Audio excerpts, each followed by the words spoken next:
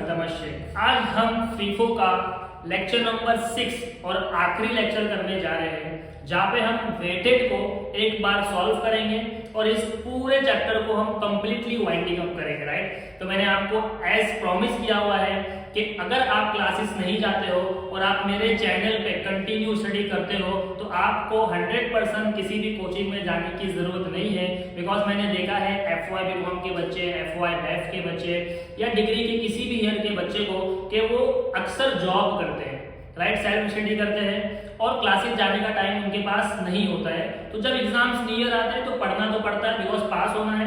Right, तो जो बच्चे पास होना चाहते हैं या जो बच्चे अच्छा स्कोर करना चाहते हैं वो अपने जॉब पे रहते हुए मेरे वीडियोस को देख के 100% कंप्लीट नॉलेज वैसा ही मिलेगा जैसे ऑफलाइन लेक्चर्स में दिया जाता है। राइट, मैं एक भी पॉइंट ऐसा नहीं छोड़ूंगा कि आपके अंदर सवाल रह जाए और मैं उसका आंसर ना दूं। मैं हर वो चीज का सवाल का जवाब दूंगा जो आपके माइंड में चल रहा है या आगे चल सकता है। ठीक है, तो आपको एकदम बेफिक्र रहना है, बस मुझे ध्यान से सुनना है और उसको फॉलो करना है। आपको सिर्फ इतना ही करना है। ठीक है, कोई भी सवाल अगर आपका रह जाता है बाय चांस, ठीक है, कि सर मेरे अंदर ये सवाल है, ये प्रॉब्लम मैंने फेस किया हूँ फीफो करते टाइम, तो आप कमेंट बॉक्स में डालो, मैं 100% उस सवाल का जवाब आपको दूंगा और बहुत जल्द दूंगा। राइट, चलो स्टार्ट करते हैं FY बीकॉम का।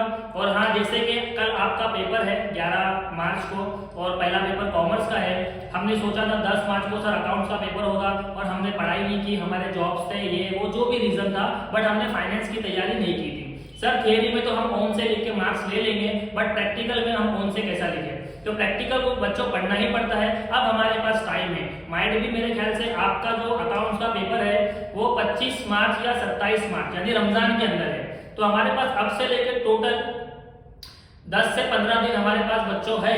10 से 15 दिन बहुत होते हैं और 10 से 15 दिन में मैंने आपको फीफो यानी फर्स्ट चैप्टर इन्वेंटरी वैल्यूएशन जो 20 मार्क्स के लिए पूछेगा, मैक्सिमम 20 मार्क्स, उसके बाद डिपार्टमेंटल, ये 20-20 मार्क्स के 2 चैप्टर यानी 40 मार्क्स और 10 मार्क्स के ऑब्जेक्टिव्स इनमें से पूछेंगे। 50 मार्क्स की तैयारी मैं आपको करवा दूंगा। सॉरी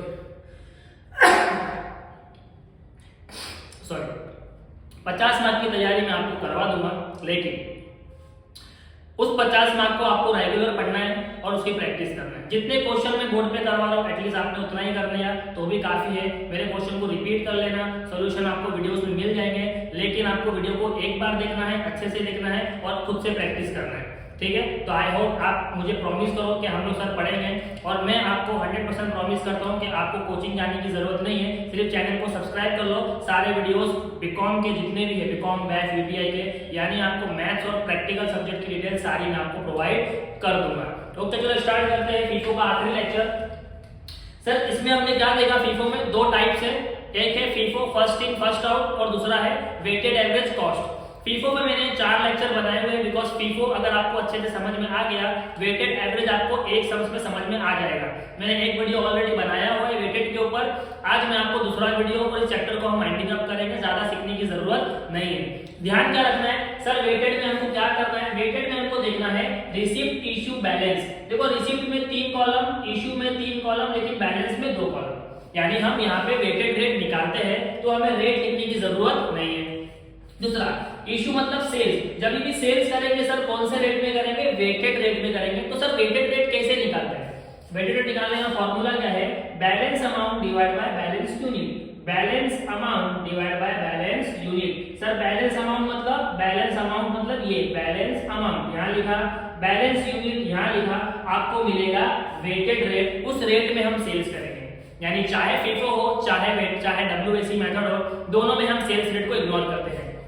ओके सर, और क्या इंपॉर्टेंट है, मैंने बच्चों को देखा है कि अक्सर जब वो कैलसी यूज करते हैं, हालांकि हमारे पास कैलसी है बट वो कभी-कभी कहीं जगह पे अटक जाते हैं। तो मैं आपको बता दूं बहुत ही सिंपल बच्चों कि यूनिट और अमाउंट, देखो यूनिट और अमाउंट, यूनिट नहीं सॉरी रेट, यूनिट नहीं, यहाँ पे आएगा rate.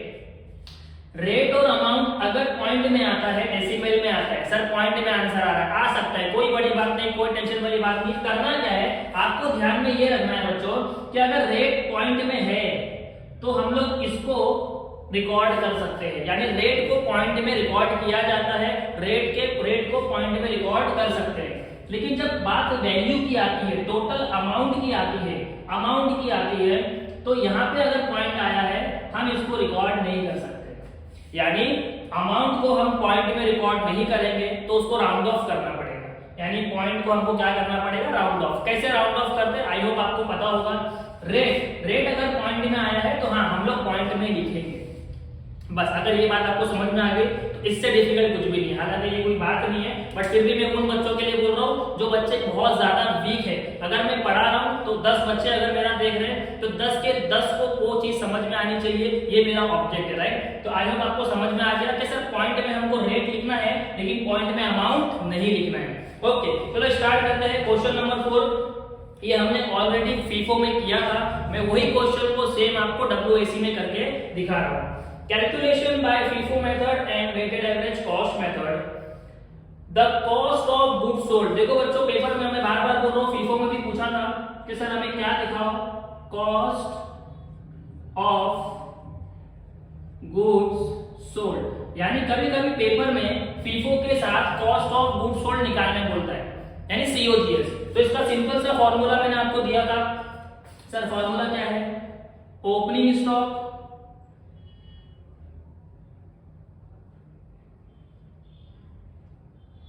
Plus purchase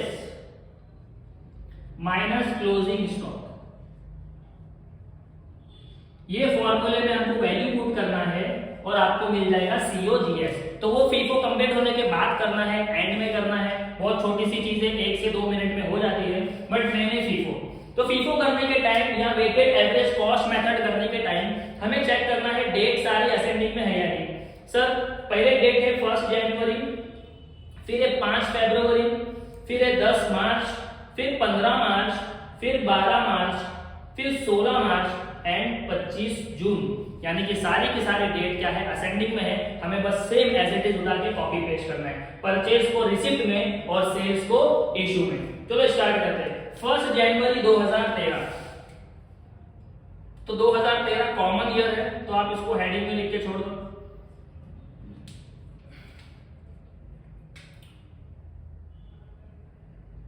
Jain first. Sir Jain first को क्या ट्रांजैक्शन है, ओपनिंग स्टॉक। तो बच्चों ओपनिंग स्टॉक को हम डायरेक्ट बैलेंस में लिखते हैं, ओपनिंग स्टॉक को डायरेक्ट बैलेंस में लिखते हैं। सर कितना बैलेंस है, 1500, और रेट कितना है, 20 रुपया। तो देखो बैलेंस में हम वेटेड के अंदर, बैलेंस में वेटेड के अंदर रेट नहीं बनाते, तो हम डायरेक्ट मल्टीप्लाई करेंगे 1500 इंटू 20, 1500 इंटू 20, तो आपको आंसर आ जाएगा 30,000 का। जैसे ही आपने बैलेंस को रिकॉर्ड किया हम यहाँ पे अंडरलाइन डालते हैं। ओके, 1 जैन के बाद क्या है बच्चों, 5 फरवरी, यानी फेब 5। सर फेब 5 को क्या ट्रांजैक्शन हुआ है, परचेज का 750 यूनिट 25 रुपए से, तो 750 multiply by 25, 750 multiply by 25, 18,750 dash dash dash. अब बताओ बच्चों, वेटेड के अंदर हमने बैलेंस लिखना सीखा था। सर कैसे सीखा था, सर 1500 यूनिट, यानी वेटेड के अंदर मैंने आपको बोला था सब ड्रम के अंदर है, ड्रम के अंदर, एक बड़े से ड्रम के अंदर है, तो ड्रम के अंदर 1500 है और 750 डालोगे तो वो ऐड हो जाएगा, तो हमें यहाँ पे ऐड करना है, ध्यान में रखना।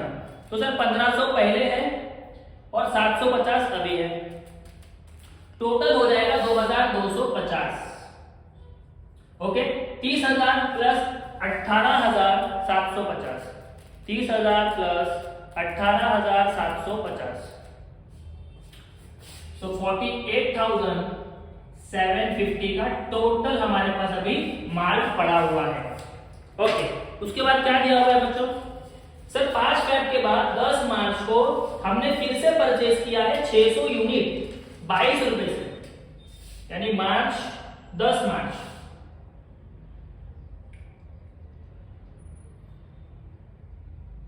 मार्च 10 को 600 यूनिट परचेज किया है। रेट क्या है बच्चों, 22 सर। Okay, 600 multiply by 22, 13,200।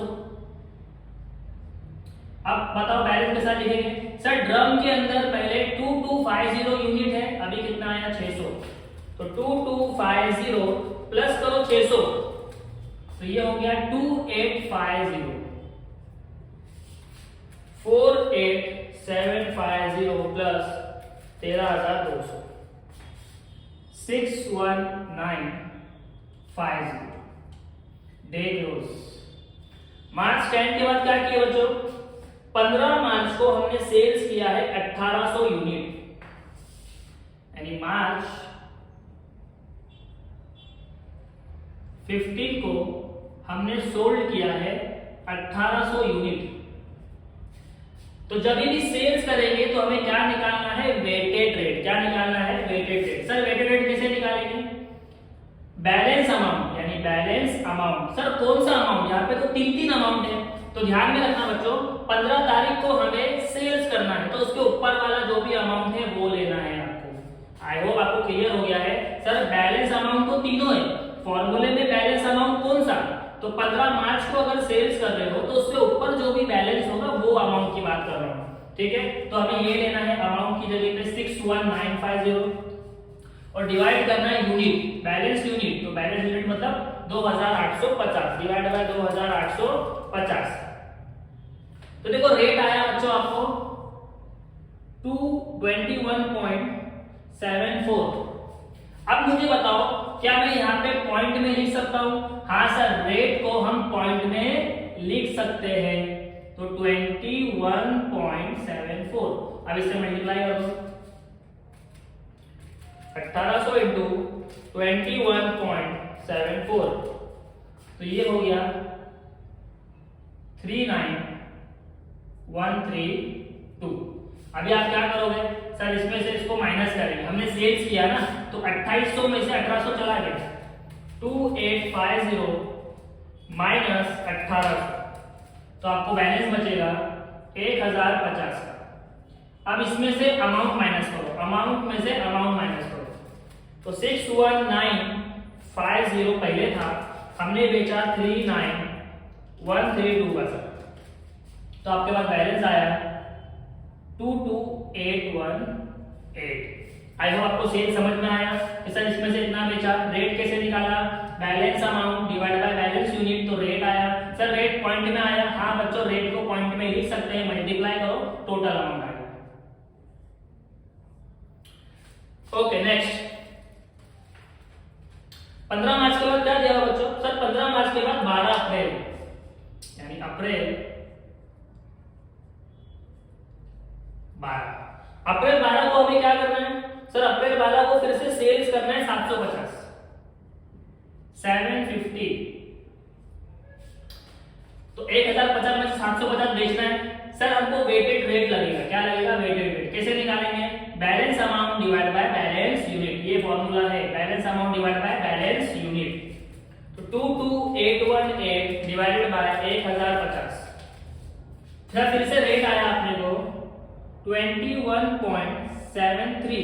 क्या रेट को पॉइंट में लिख सकते हैं, हाँ सर लिख सकते हैं, 21.73 मल्टीप्लाई करेंगे 750 इंटू 21.73, तो आपको यहाँ पे देखो पॉइंट में आया बच्चों, अमाउंट जो आया पॉइंट में 16297.5। क्या हम पॉइंट में अमाउंट लिख सकते हैं, तो मैंने बोला नहीं, क्रॉस। तो सर हमें यहाँ पे क्या लिखना पड़ेगा, इसको राउंड ऑफ करो, तो राउंड ऑफ कैसा करेंगे, देखो 1629, ये जो 7 है ये 8 हो जाएगा। आई होप आपने प्राइमरी स्कूल में या कॉलेज में पढ़ा होगा, पॉइंट के बाद अगर 5 या 5 से बड़ा नंबर है तो हम इसको 8 बना सकते हैं, लेकिन अगर यहाँ पे 4 होता तो मैं यहाँ पे 7 लिखता। बहुत छोटी सी चीजें आपको पता ही होगी। चलो माइनस करेंगे, 1050 माइनस 750, 1050 माइनस 750, तो यहाँ पे बचा 300। 2218 माइनस करेंगे 16298, तो आपको यहां बैलेंस मिलेगा 6520। देख लो अप्रैल 12 के बाद क्या है बच्चों, सर अप्रैल 12 के बाद 16 मई को हमें परचेज करना है 600 यूनिट 25 रुपए के रेट से। 16 मई को 16 मई 25 में 16 मई 600 यूनिट 25 के रेट से, तो 600 इंटू 25 15,000 का टोटल आ गया हमारे पास प्रोडक्ट। अब ड्रम में डालेंगे सर 300 और 600 हो गया 900, 15,000 प्लस 6,520 ये हो गया 21,520।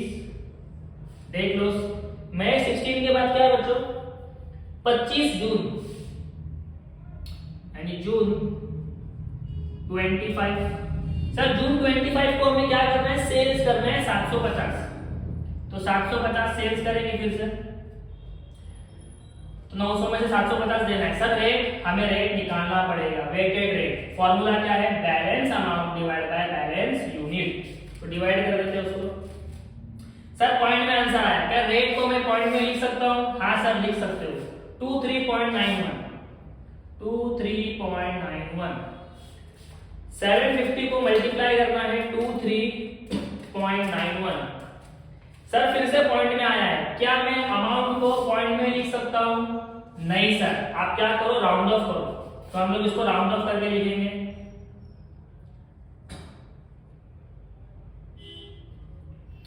900 में से 750 बेचा, 900 में से 750 तो कितना बचा सर, 150 बचा। 21520 में से माइनस करो ये, 21520 माइनस 17933, तो यहां पे आपको बैलेंस आएगा 3587, और मेरे ख्याल से यहां पे सम्स खत्म हो चुका है। यस, बहुत ही आसान चैप्टर है, मैं बार बार बोल रहा हूं, हर बच्चा इसको कर सकता है।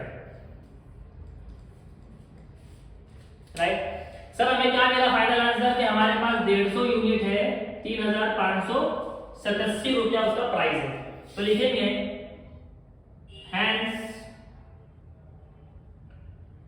We get closing stock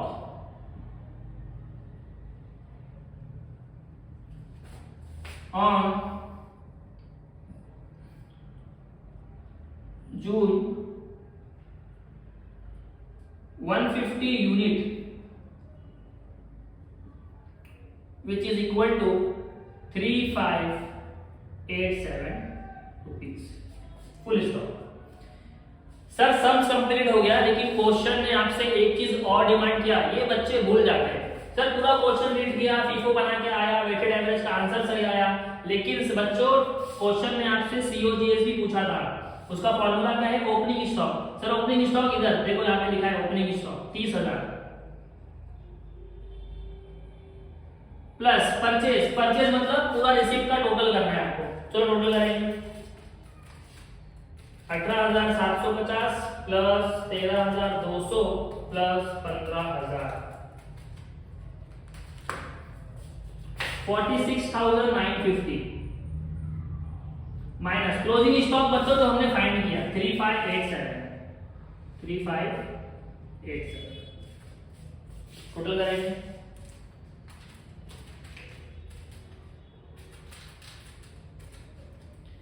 seven double three six three that's it. तो आज हमने इन्वेंट्री वैल्यूएशन को कंप्लीट किया है। 20 मार्क का वेटेज रखता है बच्चों मुंबई यूनिवर्सिटी के पेपर में। हर बच्चा ये चैप्टर को करके ही आता है, तो मैं आपको रिक्वेस्ट करूंगा प्लीज सारी वीडियोस को एक बार अच्छे से देख लेना। अगर आप चैनल पे न्यू हो तो आप ये वीडियो देखने से अच्छा पहले सारे पुराने वीडियोस देखो, जहां पे आपका कंसेप्ट बहुत क्लियर हो जाएगा। सर कंसेप्ट क्लियर क्यों करना है, प्रैक्टिकल सम तो मुझे आ गया एक वीडियो में बच्चों। अगर आपको सम्स आ गया है, अगर कोई ऑब्जेक्टिव इन्वेंट्री से पूछा जाएगा तो कंसेप्ट क्लियर होने से आप उस ऑब्जेक्टिव्स को भी सॉल्व कर लोगे। राइट, तो चैप्टर अगर 15 मार्क्स का प्रैक्टिकल दे रहा है और उसके ऊपर 2 से 3 मार्क्स ऑब्जेक्टिव्स के मिल रहे तो क्या हो रहा है।